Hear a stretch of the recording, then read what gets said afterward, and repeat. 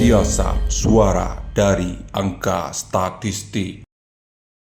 Assalamualaikum warahmatullahi wabarakatuh. Selamat pagi, siang, malam, sana data dimanapun kalian berada. Perkenalkan, saya Zahra Rahmatika Fadila. Saya akan memandu sana data dalam podcast Siasat, suara dari angka statistik.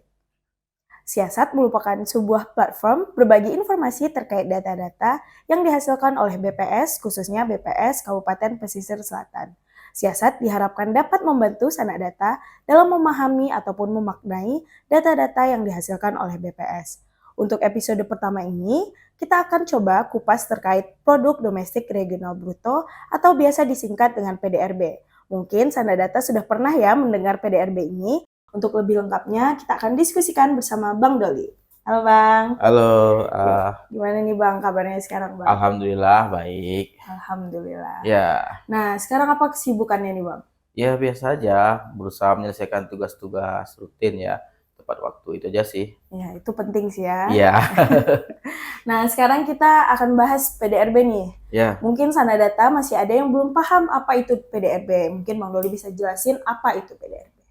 oke. PDRB itu dapat didefinisikan sebagai total nilai tambah barang atau jasa yang dihasilkan dalam suatu wilayah pada periode tertentu gitu. Jadi nilai tambah dari seluruh barang dan jasa yang dihasilkan di suatu wilayah dalam rentang waktu tertentu, nah misalnya nih dalam 1 tahun gitu atau dalam 1 triwulan tertentu gitu. Nah itu dijumlahkan. Nah maka dapatlah angka dari PDRB. Nah seperti itu kira-kira. Oh, ada nih Bang, sanak data yang juga bertanya nih ke Zahra. Sebenarnya PDRB itu ada berapa macam sih? Kenapa tidak cuma satu gitu? Kenapa nggak satu macam aja gitu? Jadi BPS itu menghitung PDRB melalui 2 pendekatan ya. Yang pertama itu PDRB menurut lapangan usaha dan yang kedua itu PDRB menurut pengeluaran. Nah, 2 jenis PDRB yang dihasilkan ini itu mencerminkan 2 sisi dalam perekonomian, yaitu sisi penawaran dan sisi permintaan. Kedua PDRB ini akan menghasilkan angka yang sama idealnya ya. Hanya komponen penyusun PDRB-nya saja yang berbeda gitu. Nah, PDRB menurut lapangan usaha itu terdiri dari 17 lapangan usaha sebagai komponen penyusunnya. Nah, biasanya itu disebut kategori ya, kategori lapangan usaha. Nah, ada 17 kategori, itu mulai dari kategori A itu pertanian, kategori B pertambangan, kategori C itu industri pengolahan, hingga kategori RSTU itu untuk jasa-jasa lainnya. Nah, sementara itu untuk PDRB pengeluaran itu terdiri dari 7 komponen pengeluaran, yaitu konsumsi rumah tangga, konsumsi lembaga non-profit, konsumsi pemerintah, pembentukan modal tetap bruto, perubahan inventory, serta ekspor dan impor. Nah, sebenarnya ada satu lagi nih, pendekatan penghitungan PDRB, yaitu dengan menurut pendapatan. Nah, tetapi tidak dilakukan penghitungan di Indonesia karena data-data terkait pendapatan itu di Indonesia agak sulit untuk didapatkan. Nah, seperti itu. Oh, kalau kita lihat dari data PDRB di bank, kan di publikasinya tuh ada banyak banget tabel-tabel dan angka-angkanya. Ya. Kadang sanak data juga bingung, apa sih makna dan angka dari tabel-tabel yang ada di publikasi tersebut. Mungkin Abang bisa jelaskan ke sanak data, makna dari angka ataupun tabel yang ada di PDRB atau publikasi tersebut. Jadi pada level kabupaten kota ya, biasanya ada 6 itu tabel pokok PDRB. Yang pertama itu yang biasanya kita jumpai itu adalah tabel terkait PDRB atas dasar harga berlaku. Nah, maksudnya nilai PDRB itu dihitung menggunakan harga pada kurun waktu PDRB itu dihitung. Nah, misalnya nih PDRB di tahun 2022. Nah, maka itu dihitung berdasarkan harga-harga itu di tahun 2022. Nah, kemudian tabel kedua nih, itu biasanya itu berisi angka PDRB atas dasar harga konstan. Nah, harga konstan di sini maksudnya PDRB itu dihitung dengan menggunakan harga pada tahun dasar. Nah, pada saat ini PDRB harga konstan itu dihitung menggunakan tahun dasar 2010.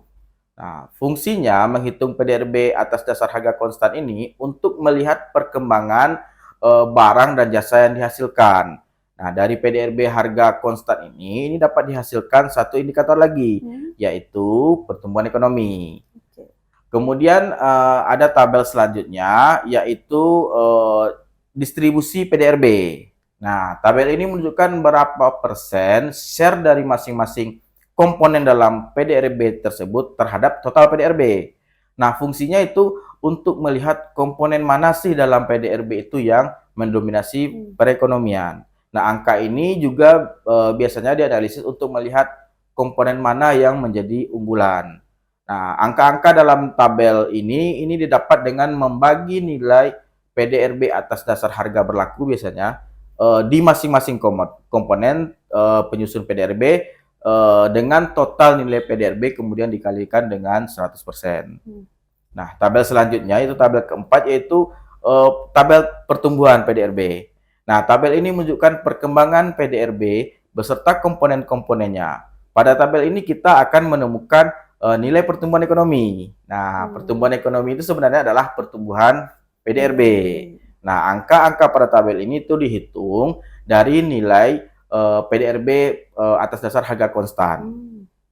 Nah, kemudian tabel selanjutnya, tabel kelima, yaitu terkait indeks implisit. Nah, indeks implisit yang menggambarkan bagaimana tingkat perubahan harga di tahun tertentu terhadap harga di tahun dasar.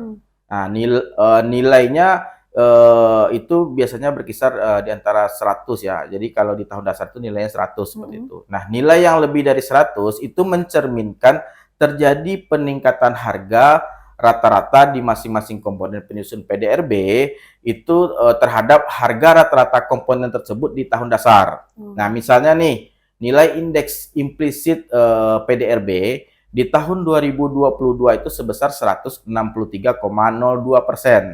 Artinya, harga rata-rata PDRB di tahun 2022 itu 63% lebih tinggi dari harga rata-rata di tahun 2010. Nah, yang selanjutnya, yang terakhir nih, yaitu tabel laju indeks implisit. Nah, ini menunjukkan perkembangan indeks implisit dibandingkan tahun sebelumnya. Nilainya bisa positif atau negatif, ya namanya pertumbuhan ya. Nah, jika nilainya negatif, artinya indeks implisit ini mengalami penurunan atau terjadi penurunan rata-rata harga. Nah, begitu pula sebaliknya. Nah, mungkin seperti itu. Nah, sekarang kita bicara angkanya, Bang. Mungkin kita fokuskan dulu ke PDRB lapangan usaha. Berapa nilai PDRB lapangan usaha di Kabupaten Pesisir Selatan tahun 2022 nih, Bang? Ya, idealnya sih nilai PDRB itu akan sama ya antara lapangan usaha dengan pengeluaran. Nah, perbedaannya seperti disampaikan tadi itu hanya terletak pada komponen penyusun PDRB itu saja gitu. Nah, di tahun 2022 itu nilai PDRB Kabupaten Pesisir Selatan atas dasar harga berlaku ya itu sebesar 16,6 triliun rupiah. Sedangkan PDRB atas dasar harga konstan itu senilai 10,18 triliun rupiah. Nah, nilai PDRB Kabupaten Pesisir Selatan atas dasar harga berlaku itu di tahun 2022 merupakan yang keenam terbesar ya di Provinsi Sumatera Barat gitu. Dengan kontribusi itu sebesar 5,83% dari total PDRB Provinsi Sumatera Barat.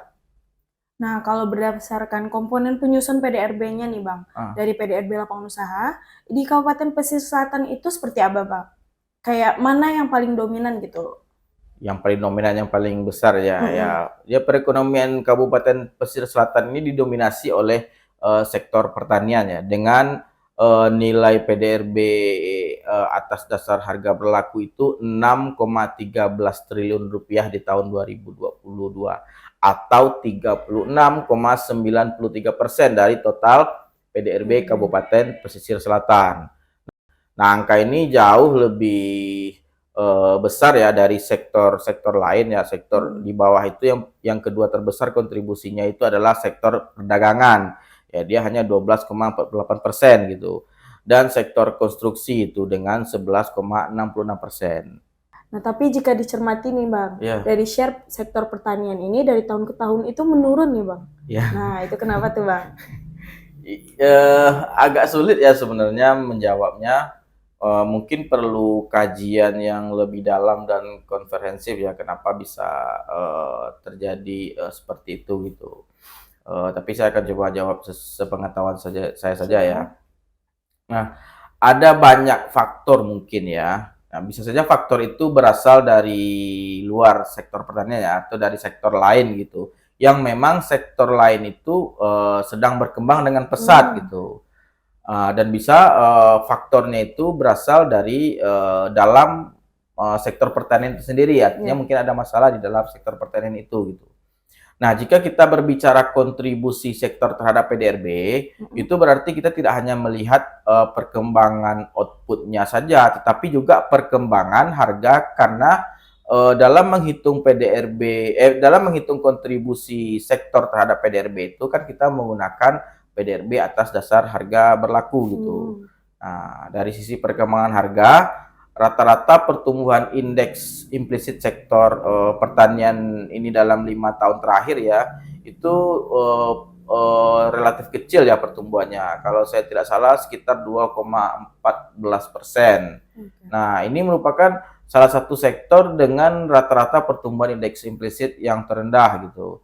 Sehingga perkembangan PDRB atas dasar harga berlaku di sektor pertanian ini lebih rendah dibandingkan dengan sektor-sektor yang lain gitu. Kemudian penyebab dari dalam sektor itu sendiri ya. Nah, sektor pertanian dalam 5 tahun terakhir itu hampir selalu tumbuh di bawah pertumbuhan PDRB. Nah, sektor pertanian akan sangat tergantung dengan lahan ya, dengan lahan gitu. Sementara lahannya bersifat tetap. Nah, kebutuhan akan lahan untuk perumahan dan untuk usaha non pertanian itu relatif cukup tinggi ya. Nah, sehingga agak sulit ya membendung konversi lahan pertanian menjadi lahan non pertanian. Tapi sebenarnya sudah ada solusi itu melalui Undang-Undang Nomor 41 Tahun 2009 tentang lahan pertanian pangan berkelanjutan atau LP2B. Nah, meskipun masih sebatas lahan-lahan di sektor pertanian tanaman pangan ya, tapi kita berharap undang-undang ini dapat diimplementasikan sebaik mungkin agar sektor pertanian dapat tetap hidup dan menjamin ketahanan pangan di negara kita. Nah, mungkin banyak hal-hal lain ya yang menyebabkan pertumbuhan sektor pertanian ini tertekan gitu. Bisa saja karena produktivitas dan nilai tambah yang rendah itu sehingga kemauan masyarakat ya untuk bekerja di sektor pertanian itu cenderung lebih rendah gitu. Makanya lulusan-lulusan universitas ya sebagai pekerja terlatih itu mereka memiliki keinginan yang rendah untuk bekerja di sektor pertanian gitu. Tetapi tentu saja kita perlu kaji ya lebih dalam itu untuk mengidentifikasinya kenapa sektor ini bisa tertekan pertumbuhannya. Nah, seperti itu. Oke. Nah, selanjutnya terkait pertumbuhan ekonomi nih, Bang. Tadi Ya. kan Abang jelaskan di tabel-tabel itu ada tabel terkait pertumbuhan. Ah. Nah, bagaimana perkembangan ekonomi di Kabupaten Pesisir Selatan saat ini, Bang? Pasca pandemi COVID-19 kemarin ya, di mana pertumbuhan itu negatif ya. Nah, pasca itu pertumbuhan ekonomi di Kabupaten Pesisir Selatan itu menunjukkan tren positif. Nah, di tahun 2021 itu PDRB Kabupaten Pesisir Selatan itu tumbuh 3,37%. Nah, kemudian di tahun 2022 itu tumbuh 4,02%. Artinya ada akselerasi pertumbuhan ekonomi di sana gitu. Sementara berdasarkan kategori lapangan usaha ya.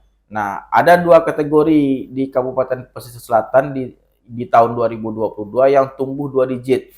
Nah, yaitu sektor jasa lainnya itu tumbuh hingga 12,14%, sedangkan sektor penyedia akomodasi makanan minum, nah itu tumbuh 11,1%. Nah, sementara itu sektor dengan pertumbuhan terendah itu tumbuh negatif ya di tahun 2022, yaitu sektor administrasi pemerintahan. Nah, berarti secara umum perekonomian di Kabupaten Pesisir Selatan ini mengalami tren yang positif ya, Bang? Apalagi setelah COVID di tahun 2020 waktu itu mengalami akselerasi, betul Bang? Iya. Akselerasi ya. Akselerasi ya. Oke, 100. akselerasi pertumbuhan gitu Iya. ya. Juga ada 2 sektor ya yang mengalami peningkatan di atas 10%. Betul Bang? Iya benar. Ya, pertumbuhan ekonomi itu memang sangat penting ya bagi pembangunan di suatu wilayah.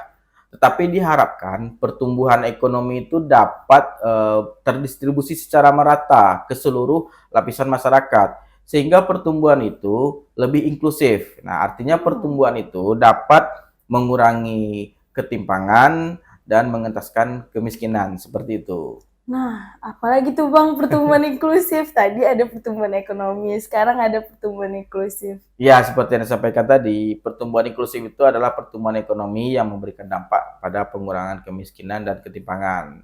Tapi kalau mau dibahas lebih dalam itu bisa panjang, karena ini satu konsep lagi yang berbeda seperti itu. Oke, mungkin dibahasnya di lain kesempatan ya Bang. Iya, iya. Nah, mungkin sekian dulu Bang podcast kali ini Oke. terkait PDRB. Bagi Sana Data yang ingin memberikan masukan terkait topik ataupun data apa yang ingin dijelaskan, bisa komen di kolom komentar. Terima kasih Bang Doli atas waktunya. Oke, sama-sama. Zara. Sampai jumpa lagi di lain kesempatan. Bye-bye. Bye. Assalamualaikum. Assalamualaikum.